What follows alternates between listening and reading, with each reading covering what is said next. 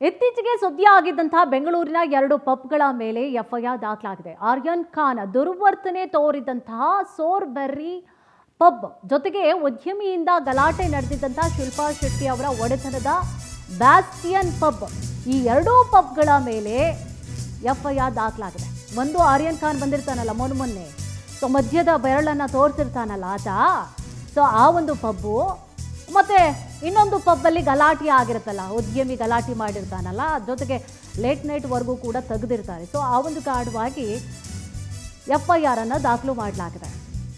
Cubbon park ಠಾಣೆಯಲ್ಲಿ 2 pub ಮೇಲೆ FIR ಆಗಿದೆ. 2 ಘಟನೆಗಳ ನಂತರವಾಗಿ ಪಬ್ಗಳ ಸಿಸಿಟಿವಿ ಪರಿಶೀಲನೆ ಮಾಡಿದ್ದಾರೆ. ಪಬ್ಗಳಲ್ಲಿ ಲೇಟ್ ನೈಟ್ ಪಾರ್ಟಿ ಆಗ್ತಿರೋದ್ರ ಮಾಹಿತಿ ಕೂಡ ಸಿಕ್ಕಿದೆ. ಪರಿಶೀಲನೆ ವೇಳೆಯಲ್ಲಿ ಪಬ್ಗಳಲ್ಲಿ ಲೇಟ್ ನೈಟ್ ಪಾರ್ಟಿ ಆಗಿರುವಂತಹ ವಿಚಾರ ಕೂಡ ಬೆಳಕಿಗೆ ಬಂದಿದೆ. 2 ಪಬ್, ಒಂದು ಶಿಲ್ಪಾ ಶೆಟ್ಟಿ ಅವರ ಒಡೆತನದ ಒಂದು ಪಬ್ ಇರ್ಬೋದು, ಜೊತೆಗೆ ಇನ್ನೊಂದು ಪಬ್ಗೆ ಏನು ಬಂದಿರ್ತಾರೆ ಶಾರುಖ್ ಖಾನ್ ಅವರ ಪುತ್ರ ಬಂದಿರುವಂತಹ ವಿಚಾರ, ಜೊತೆಗೆ ಮಧ್ಯದ ಬೆರಳನ್ನು ಆತ ಏನು ತೋರಿಸಿರ್ತಾನೆ, ಆ ಸಂದರ್ಭದಲ್ಲಿ ನಲ್ಪಾಡ್ ಜೊತೆಗೆ ಜೈದ್ ಖಾನ್ ಅವರು ಕೂಡ ಪಕ್ಕದಲ್ಲೇ ಇರ್ತಾರೆ, ಏನು ಕೂಡ ಹೇಳೋದೇ ಇಲ್ಲ ಅವರು ಕೂಡ. ಸೊ ಆ ಒಂದು 2 ಪಬ್ಗಳ ವಿರುದ್ಧವಾಗಿ ಈಗಾಗಲೇ, ಜೊತೆಗೆ ಶಿಲ್ಪಾ ಶೆಟ್ಟಿ ಅವರ ಪಬ್ನಲ್ಲಿ ಒಂದು ಗಲಾಟೆಯನ್ನು ಕೂಡ ಮಾಡ್ಕೊಂಡಿರ್ತಾರೆ ಉದ್ಯಮಿಯೊಬ್ಬರು. ಸೊ ಆ ಸಂಬಂಧವಾಗಿ ಎಫ್ಐಆರ್ ಕೂಡ ದಾಖಲಾಗಿರುತ್ತೆ. ಪರಿಶೀಲನೆ ನಡೆಸಿದಂತಹ ಸಂದರ್ಭದಲ್ಲಿ CCTVಯಲ್ಲಿ ಲೇಟ್ ನೈಟ್ ಪಾರ್ಟಿಯನ್ನು ಕೂಡ ಇವರು ಮಾಡ್ತಾ ಇದ್ರು ಅನ್ನುವಂತಹ ವಿಚಾರಗಳು ಕೂಡ ಬೆಳಕಿಗೆ ಬಂದಿದೆ. ಸೊ ಈ ಸಂಬಂಧವಾಗಿ ಎಫ್ಐಆರ್ ಕೂಡ ದಾಖಲಾಗಿದೆ.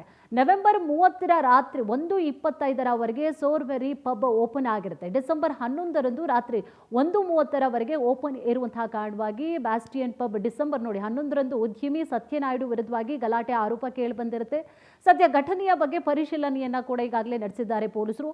ಸತ್ಯನಾಯ್ಡು ಪಬ್ ಸಿಬ್ಬಂದಿಯ ಸೇರಿದಂತೆ 8 ಜನರ ಹೇಳಿಕೆಯನ್ನು ಕೂಡ ಈಗಾಗಲೇ ದಾಖಲು ಮಾಡಿಕೊಂಡಿದ್ದಾರೆ. ಎಲ್ಲರೂ ಕೂಡ ಬಿಲ್ ಪೇ ವಿಚಾರಕ್ಕೆ ಗಲಾಟೆಯನ್ನು ಮಾಡಿಕೊಂಡಿರುವಂತಹ ಹೇಳಿಕೆಯನ್ನು ಕೂಡ ಅಲ್ಲಿನ ಸಿಬ್ಬಂದಿಗಳು ನೀಡಿದ್ದಾರೆ.